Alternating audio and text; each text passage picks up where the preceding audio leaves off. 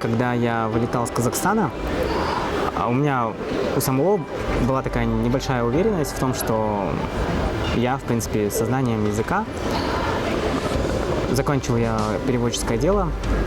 У меня был неплохой английский.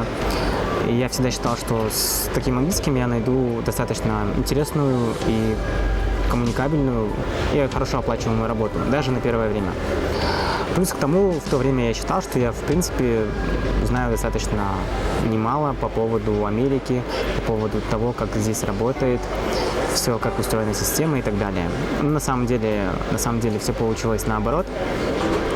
Приехала сюда, и первые виды работы у меня были далеко не самые крутые.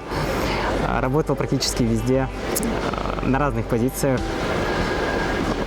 в разных местах, в разных городах.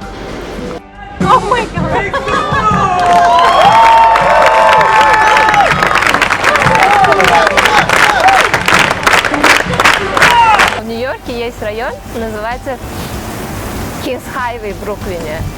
И там, потому что там живет очень большое число кыргызов, его в шутку называем между собой Кыргыз Хайвей. У нас менталитет какой центральный.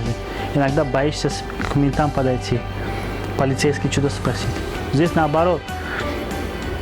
Просто так менты не придираются. Документ есть, нету, такого нету.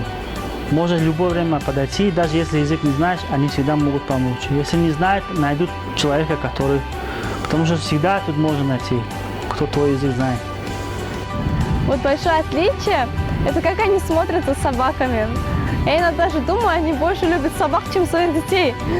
Они потому что за ними так смотрят, так много времени им уделяют, с ними гуляют, их так кормят, в салон отводят. Собаки тут тоже вообще другие, чем у нас в Туркменистане. Они как люди, знаете.